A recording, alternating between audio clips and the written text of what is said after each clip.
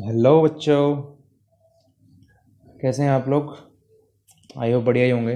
But घर में बैठ के बोर हो रहे होंगे कि स्कूल क्यों नहीं खुल रहे, स्कूल क्यों नहीं खुल रहे, स्कूल क्यों नहीं खुल रहे, दोस्तों से कब मिलेंगे, है ना। यही सोच रहे होगे ना आप। कोई नहीं, हैव पेशेंस, खुलेंगे स्कूल। शायद नवंबर में खुल जाए और नवंबर में आपको मौका मिले अपने क्लास के साथियों के साथ, क्लासमेट्स के साथ बैठने का, एंजॉय करने का। तो चलिए आज की वर्कशीट है हमारी क्लास 9 की इंग्लिश की वर्कशीट है। ये वर्कशीट नंबर 43 जो कि है 13/10/2020 की वर्कशीट। और ये आपकी जो बुक है बिहाइव में आपका एक चैप्टर है ट्रूली ब्यूटीफुल माइंड। उसी का एक छोटा सा पार्ट लिया गया है और वो आपको यहाँ पे मैं बढ़िया से डिटेल में समझाऊंगा। ठीक है, तो वीडियो को स्किप करके नहीं देखना कि चलो सिर्फ सॉल्यूशन देख लेते हैं, ऊपर का छोड़ो और सॉल्यूशन लिख के फटाफट कॉपी में सर को फ़ोटो भेज देंगे। नहीं, ये काम नहीं करना। जब वीडियो देख ही रहे हो, अपना डाटा खर्च कर रहे हो, तो समझ लो इसको, क्योंकि स्कूल तो वैसे ही आपके बंद है। आप यहीं समझ लो इसको, है ना। समझ लोगे तो कल को इससे कोई क्वेश्चन आएगा, कम से कम लिख तो पाओगे, आपको पता तो रहेगा ये चैप्टर किस बारे में था, किसके ऊपर था, कौन कैरेक्टर थे इसके अंदर, कुछ ना कुछ तो लिख ही पाओगे ना। तो वीडियो को पूरा देखना है, एंड तक देखना है, और थोड़ी सी लंबी हो जाएगी ये वीडियो। ठीक है, तो कोई नहीं, हैव पेशेंस, सब्र का फल मीठा होता है। तो चलिए थोड़ा पढ़ते हैं इसको। तो ये जो है हमारी बिहेव का चैप्टर है ट्रूली ब्यूटीफुल माइंड, बहुत ही खूबसूरत, बेहद खूबसूरत दिमाग। ठीक है, तो उसी में से ये छोटा सा एक पार्ट लिया गया है। तो चलिए इसको सब पढ़ते हैं, स्टार्ट करते हैं बिना किसी डैश के। Now Albert Einstein was born on March 14, 1879। देखो, अब एल्बर्ट आइंस्टाइन का जन्म था ना, वो हुआ था March 14, 1879 को। ठीक है, कब हुआ था उसका जन्म? March 14, 1879। अब कितने साल पहले था आज आप पता लगा सकते हो। और जर्मनी में हुआ था इनका जन्म, सिटी ऑफ उल्म में। अब एल्बर्ट आइंस्टाइन कौन थे, ये तो आप सबको पता होना चाहिए। नहीं पता है तो गूगल करना इसके बारे में। मैं थोड़ा सा बता देता हूँ कि ये जीनियस थे, ही वॉज जीनियस, वर्ल्ड के सबसे बड़े जीनियस। आज भी इनसे बड़ा जीनियस कोई नहीं है। इनने ये फॉर्मूला बनाया था E=mc²।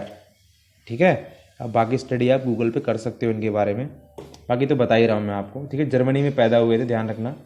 He could not talk for about 2.5 years। 2 साल तक तो ये बोल ही नहीं पाए थे। वो 2 साल तक तो ये बात ही नहीं कर पाए थे, जबकि 2 साल के बच्चे क्या करने लगते हैं, बोलने लगते हैं। लेकिन नहीं, ये नहीं बोल पाए थे। His mother thought him to be abnormal. और इसकी जो माँ थी, एल्बर्ट आइंस्टाइन की माँ थी, वो क्या सोचती थी कि मेरा बेटा जो है ना वो एबनॉर्मल है। एबनॉर्मल का मतलब होता है और बच्चों से अलग है। ठीक है, यानी कि और बच्चे नॉर्मल हैं, मेरा बच्चा नॉर्मल नहीं, क्योंकि 2 साल हो चुके हैं और ये बोल ही नहीं पा रहा। His playmates called him brother boring. और जो जितने भी बचपन में दोस्त थे ना इसके, किसके, एल्बर्ट आइंस्टाइन के, वो उसको बोलते थे ब्रदर बोरिंग, कि यार तुम बहुत बोरिंग हो, तुम्हारे साथ खेलने में मज़ा नहीं आता। And at school his head master said that the boy would never make success at anything. और जिसके स्कूल का हेड मास्टर था, यानी कि वाइस प्रिंसिपल कह लो एक तरीके से, उसने इसके पिताजी को बुलाया और बोला कि आपका बेटा चाहे जीवन में कुछ भी करे, वो कभी भी कामयाब नहीं हो सकता। यानी खुद सोचो आप, बचपन में कितना बेवकूफ़ था ये। ठीक है, बेवकूफ़ कह लो, कुछ भी कह लो, वीक कह लो इसको, लेकिन देखो जीनियस। आज हम सब जानते हैं कि एल्बर्ट आइंस्टाइन कुछ था। और आजकल हमने तो, अगर कोई बहुत होशियार हमें क्लास में मिल जाता है, बहुत पढ़ने वाला बच्चा होता है, तो हम क्या चिड़चिड़ाते हैं उसको, अब ये तो एल्बर्ट आइंस्टाइन का पोता है ना। तो एक तरीके से कहा जाए तो जीनियस का पर्यायवाची बन गया है एल्बर्ट आइंस्टाइन। ठीक है, now he use to score good marks in almost every subject in high school in Munich. अब देखो, हाई स्कूल जो था ना इसकी, ये जो 10th 9th 10th ये कहाँ पढ़ रहा था, म्यूनिक में पढ़ रहा था। म्यूनिक भी वहीं है जर्मनी में। तो वहाँ ये हर सब्जेक्ट में अच्छे मार्क्स लेके आता था, बहुत बढ़िया। But he suffocated in the strict discipline of school. अब देखो, पढ़ने में तो बहुत अच्छा था, मार्क्स भी बहुत बढ़िया लाता था, लेकिन स्कूल का जो डिसिप्लिन था ना, स्ट्रिक्ट डिसिप्लिन, उससे इसको बड़ी दिक्कत थी। So at the age of 15 years, he convinced his parents after long discussion to continue his education in German-speaking Switzerland।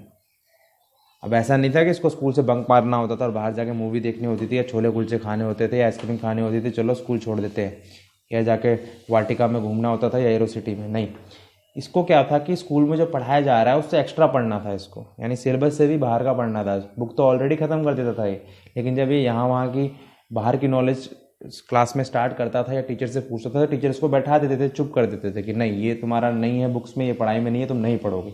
इसलिए इसको स्कूल से दिक्कत थी और आखिरकार इसने अपने माँ बाप को कन्विंस किया 15 साल के पहली बात तो उसने छोड़ दिया स्कूल, 15 साल की एज में उसने स्कूल ही छोड़ दिया था। लेकिन जब उसके माँ बाप ने मनाया इसको कि ना बेटा पढ़ाई नहीं छोड़नी है, इसके रिश्तेदारों ने भी मनाया, तो इसने बोला ठीक है मैं पढ़ूंगा, बट मैं स्विट्ज़रलैंड में जाके पढ़ूंगा, जर्मनी मेरे लायक नहीं है।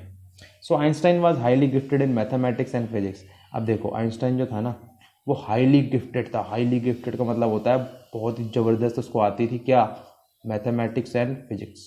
इसमें आपका हाथ बहुत ज़्यादा तंग है ना, इसको आप देख के पसीने छूटने लगते हैं, यार मैथ का पेपर है, यार मैथ का पेपर है। वो भाई साहब इसमें महारत महारत हासिल थी इनको, ठीक है, एकदम हलवा। तो मैथमेटिक्स और फिजिक्स के महारथी थे ये। He graduated from the university of Zurich. अब इसने क्या किया, यूनिवर्सिटी ऑफ ज्यूरिक से ग्रेजुएट हो गया, ये स्विट्जरलैंड में ही थी ये। In 1902 he finally got a job as technical expert in the patent office in Bern. और हुआ क्या, वहाँ से ग्रेजुएट करने के 2 साल बाद 1902 में इसको जॉब भी मिल गई। बाकी 2 साल इसने क्या किया, ट्यूशन्स दी इसने, टीचिंग असिस्टेंट जैसे काम किया। उसके बाद इसको जॉब मिल गई technical as a technical expert in the patent office in Bern. देखो हो सकता है शायद आपको ठीक से दिखाई ना दे रहा हो, तो आप ऐसा करना कि वीडियो का जो रिजोल्यूशन है उसको आप 360 पे सेट कर लेना, 360 पे आपको क्लियर दिखाई देगा, ठीक है। While doing his job he was developing his own ideas in secret. अब देखो पेटेंट ऑफिस कौन सी जगह होती है, पेटेंट ऑफिस में इसको काम मिला, तो पेटेंट ऑफिस ऐसी जगह होती है जहाँ पे लोग अपना आविष्कार लेके आते हैं और उसको रजिस्टर कराते हैं। क्या कराते हैं, रजिस्टर करवाते हैं कि हाँ ये आविष्कार हम ही ने किया है। तो उस ऑफिस में काम करता था और लोगों के आविष्कारों को एसेस करता था, देखता था कि ये क्या है क्या नहीं है। तो वहीं बैठे बैठे इसको आइडिया है, यार मैं दूसरों के आविष्कारों को मैं चेक करता हूँ, देखता हूँ, क्यों ना मैं खुद ही आविष्कार करूँ, है ना। तो इसने भी वहीं से अपना स्टार्ट कर दिया आइडिया पे काम करना। During graduation he fell in love with fellow intelligent student Mileva Maric. अब देखो जब ये ग्रेजुएशन कर रहा था ना तो इसी के साथ एक स्टूडेंट थे, जरूरी नहीं है भाई पूरा टाइम पढ़ाई में लगा रहेगा, भाई जवान लौंडा है, ठीक है। तो इसको इसके साथ ही एक स्टूडेंट पढ़ती थी मेलिवा मैरिक, उसमें बड़ा इंटरेस्ट था और भाई साहब उसके साथ फेल इन लव, प्यार मोहब्बत में पड़ गए। He wanted to marry her but his mother was against it as she was an intelligent girl and 3 years older than Albert। और हमारे आइंस्टाइन भाई साहब चाहते थे कि मैं मेलिवा मैरिक से शादी करूं। कॉलेज में नहीं कर रहा था भाई साहब, नौकरी पकड़ने के बाद, नौकरी है तो छोकरी है, समझे। तो उसने चाहा कि भाई मैं शादी करूंगा इससे, लेकिन माँ बन गई बीच में, माँ ने बीच में टांग अड़ा दी। माँ ने बोला नहीं तुम इस लड़की से शादी नहीं करोगे क्योंकि ये लड़की बहुत ज़्यादा इंटेलिजेंट है और प्लस तुमसे 3 साल बड़ी है। और आपको पता ही है आजकल तो लोग पढ़ी लिखी बहू लाने में डरते हैं कि भाई आएगी तो केस कर देगी, जिसको देखो वही बोलेगा पढ़ी लिखी बहू मत लाना, केस कर देगी तुम्हारे ऊपर। पता नहीं कहाँ की सोच है ये। तो अब चलो माँ ने कहा है तो अल्बर्ट आइंस्टाइन ने बोला भाई माँ की बात तो टाल नहीं सकते, उसने शादी टाल दी, बोला नहीं माँ नहीं कर रहा मैं शादी, लेकिन भाई प्यार है भाई, छूट तो सकता नहीं। तो उसने क्या किया, आखिरकार शादी कर ही ली मेलिवा मैरिक के साथ 1903 में, नौकरी लगने के बाद 1902 में, और इसके 2 बच्चे हुए एंड हैड 2 सन्स, ठीक है। इन 1905 his paper on special theory of, देखो माँ कभी इसने बोला यार माँ तेरे रुक जरूर गया लेकिन शादी तो इसी से करूँगा, और कर ली उसने शादी। Now in 1905 his paper on special theory of relativity describe the world most famous formula, it describe the relationship between mass and energy is equal to mc square. अब देखो ये जो फॉर्मूला है ना, मैं थोड़ा जूम ही कर देता हूँ, बेटर रहेगा। E is equal to mc square. 1905 में क्या किया एल्बर्ट आइंस्टाइन ने, 1905 में उसके कुछ पेपर छपे, ठीक है, इसकी स्पेशल थ्योरी ऑफ रिलेटिविटी, ये ध्यान रखना, इसी के लिए फेमस है। कौन, Albert Einstein. World famous formula है ये इसका आया E is equal to mc square, relationship between mass and energy. अब E is equal to mc square है, थ्योरी ऑफ रिलेटिविटी क्या होती है ये मैं आपको समझाता हूँ। मान लो आप एक पार्क में एक खूबसूरत लड़की के साथ बैठे हुए हो, उसके साथ अगर आप 2 घंटे भी बिताओगे तो आपको लगेगा कि आपने 2 मिनट बिताए हैं बस। और वहीं कहीं अगर आपको मैं गरम गरम तवे पे 2 मिनट के लिए भी बैठा दूं तो आपको लगेगा कि कहीं 2 घंटे हो गए मेरे को इस तवे पे। इसे ही कहते हैं थ्योरी ऑफ रिलेटिविटी, ठीक है। After a few years the marriage become weak. अब देखो क्योंकि अल्बर्ट आइंस्टाइन बहुत ज़्यादा इंटेलिजेंट था और वो अपने आविष्कार के पीछे लगा हुआ था कि भाई मैं भी कुछ करूँगा, मैं भी कुछ बनाऊँगा, इन्वेंट करूँगा। तो भाई अब घर पे टाइम नहीं दे पाते थे भाई साहब, तो क्या हुआ, इनकी बीवी हो गई नाराज और इसकी मैरिज टूटने की कगार पे आ गई। Mileva started losing her intellectual ambition and become a unhappy housewife. और मेलिवा मैडम जो है, मेलिवा बहन जी, वो हो गई अनहैप्पी हाउसवाइफ बन गई। Around 1919 the couple finally divorced, और आखिरकार 1919 में शादी के लगभग 16-17 साल बाद क्या हुआ, इनका डाइवोर्स हो गया। He married his cousin Elsa the same year. लेकिन भाई हो गया डाइवोर्स तो हो गया। आइंस्टाइन ने बोला भाई एक आएंगी 100 आएंगे, एक जाएगी 100 आएंगी। उसने क्या किया, उसी साल अपनी कज़न एल्सा के साथ शादी कर ली। बोला कोई बात नहीं, तू नहीं कोई और सही। So in 1915 he had published his general theory of relativity. It gave a new meaning to the word. अब हुआ क्या कि 1915 में उसकी एक जनरल थ्योरी छपी, ठीक है, थ्योरी ऑफ रिलेटिविटी, और इस बार कुछ अलग था इसके अंदर। It gave a new meaning to the word gravity. जो ग्रेविटी है ना, गुरुत्वाकर्षण, उसको एक नई मीनिंग दे दिया उसकी किसने, थ्योरी ऑफ रिलेटिविटी ने। And actually eclipse of the sun in 1990 brought proof that his theory was accurate. और हुआ क्या, उसने 1915 में ही अपनी थ्योरी ऑफ रिलेटिविटी से 1919 में होने वाले एक सन एक्लिप्स के बारे में और एकदम एक्यूरेट टाइम, एक्यूरेट डिस्टेंस सब कुछ एक्यूरेट उसने बता दिया। और जब 1919 में वो हुआ तो लोगों ने देखा हाँ भाई इसकी थ्योरी ऑफ रिलेटिविटी बिल्कुल सही है, और तब भाई साहब बहुत ज़्यादा फेमस हो गई है, ठीक है। और इसकी थ्योरी ऑफ रिलेटिविटी को क्या कहा न्यूज़पेपर ने, साइंटिफिक रेवोल्यूशन कहा साइंस की दुनिया में ये क्रांति है, क्रांति, ठीक है। अब क्या हुआ, he receive Nobel prize in 1921 for physics. अब हुआ क्या कि 1921 में इसको क्या मिला, नोबेल प्राइज़। और आपको पता है ये वर्ल्ड का सबसे बड़ा प्राइज़ है नोबेल प्राइज़। पढ़ाई की दुनिया में भी मिलता है, लिटरेचर की दुनिया में मिलता है, साहित्य में मिलता है, और पीस बहुत फील्ड में मिलता है। अभी भी रिसेंटली कुछ 3 साइंटिस्ट को मिला है, आपने न्यूज़ में देखा होगा, और आज भी 2 लोगों को मिला है ये नोबेल प्राइज़। तो इसको मिला 1921 में, ठीक है। He was praised for his work all over the world. और जब नोबेल प्राइज़ इसको मिल ही गया, भाई वर्ल्ड का सबसे बड़ा प्राइज़ है, तो क्या हुआ, फेमस हो गए भाई साहब पूरे वर्ल्ड में, बहुत लोग इनको जानने लगे।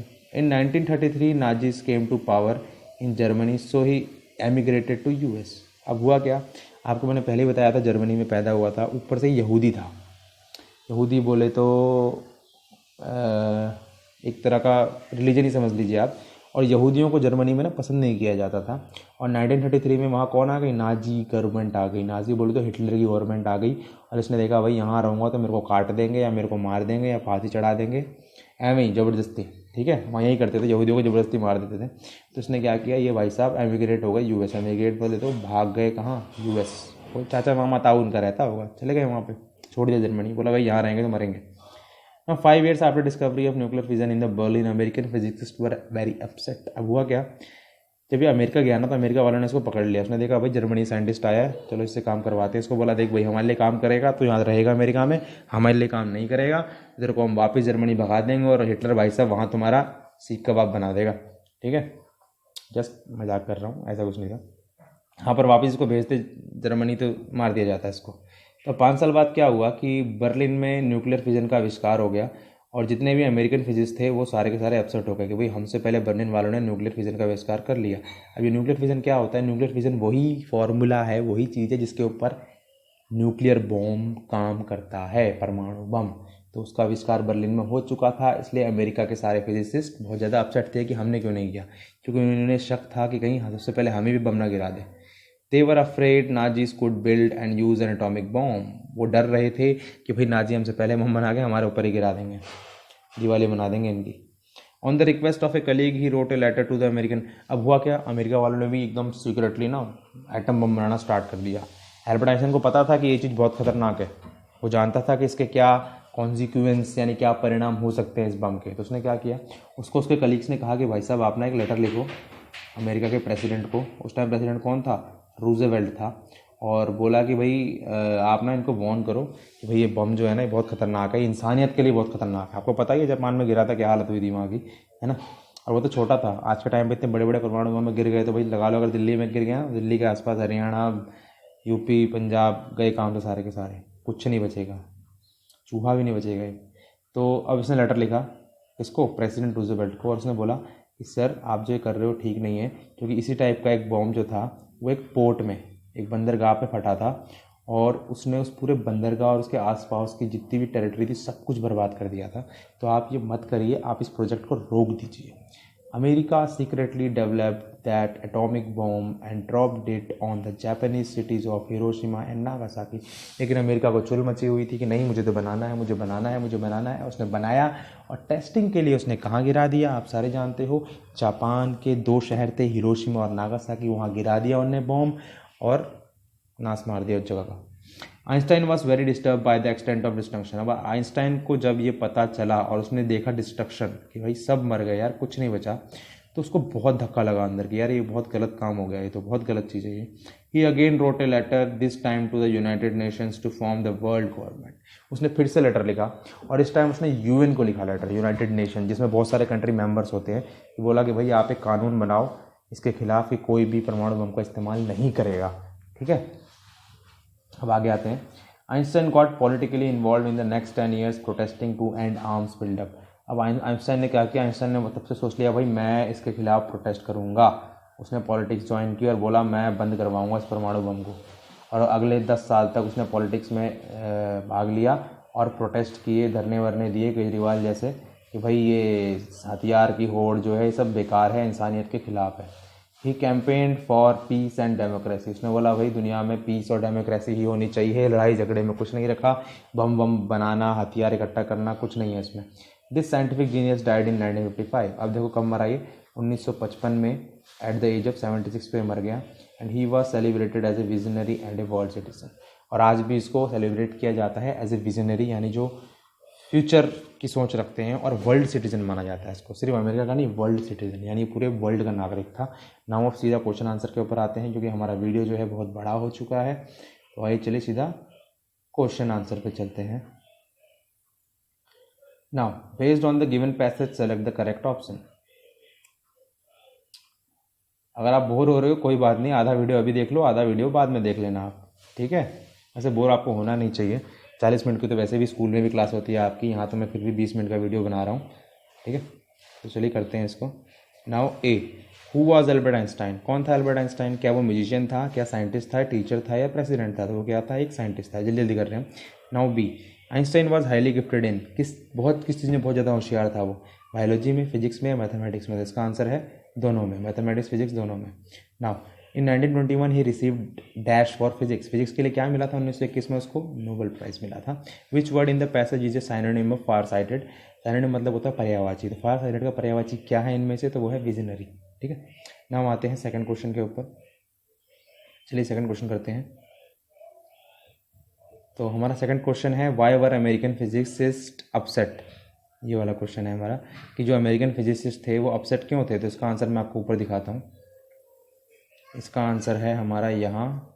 ठीक है, इसका आंसर देखो आप कि अमेरिकन फिजिसिस्ट अपसेट किस लिए थे. सो कहाँ गया ये रहा.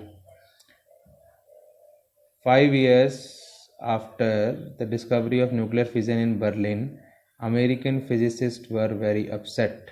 ठीक है, they were afraid Nazis could build and use atomic bomb. तो ये है आंसर हमारे उसका, पहले का आंसर ये है हमारा. ठीक है, समझ में आया आपको? पॉज करके देख लेना.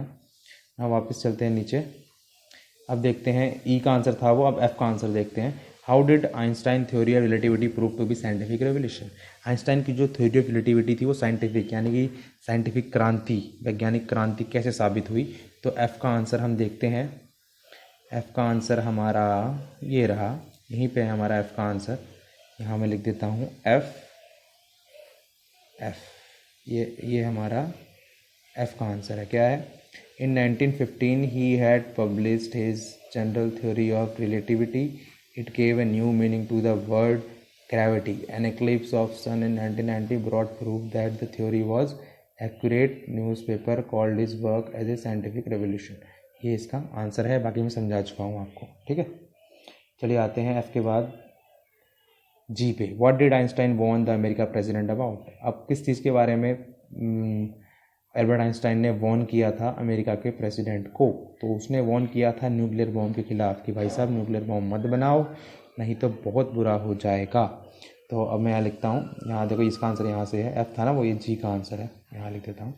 सो he wrote a letter to the American president Roosevelt warning him that a single bomb exploded in the port might very well destroyed some of the surrounding territory. ठीक है, उसने एटॉमिक बॉम्ब के बारे में warn किया था America को, भाई मत बनाओ, ठीक है। लेकिन फिर भी अमेरिका ने क्या किया, बना दिया और गिरा दिया हिरोशिमा और नागासाकी पे, और सब नाश मार दिया, ठीक है। तो जी का आंसर था। अब आते हैं आखिरी पे। आखिरी है हमारा H. Do you think Einstein was genius? क्या आपको लगता है आइंस्टाइन जीनियस था तो क्यों था, वाई? तो इसका आंसर जो है टुकड़ों में है, ठीक है। बिल्कुल वो जीनियस था। सबसे पहले जीनियस वाली बात उसकी दिखाई देती है हमें कि वो एक तो हाईली गिफ्टेड था, किसमें, मैथमेटिक्स में और फिजिक्स में। तो सबसे पहला पॉइंट ये होगा, yes he was a genius because Einstein was highly gifted in mathematics and physics. Then in 1905 his paper on special theory of relativity described the world most famous formula, ठीक है, describe the relationship between mass energy and square, ये भी इसका answer है, ठीक है। और next ये दूसरा पॉइंट था उसका। और तीसरा पॉइंट इसका हो जाएगा कि 1915 में उसने क्या किया, 1915 में उसने क्या किया, चल जा भाई, 1915 में he published his general theory of relativity and he received 4th point Nobel prize in 1921, ठीक है, फिजिक्स में। तो ये हमें बताता है कि ही वॉज ए जीनियस। तो यहाँ पे हमारी वर्कशीट होती है ख़त्म। अगर आपको समझ में आया तो वीडियो को लाइक करें, सब्सक्राइब करें और शेयर करें, जहाँ भी शेयर कर सकते हैं। आपको लगता है कि किसी को ये वीडियो देखना चाहिए, समझ में आएगा चैप्टर, तो आप वहाँ शेयर कर दीजिए, ठीक है। देखना ना देखना उसका काम है, आपका काम है शेयर करना। So that's all for today. Have a nice day.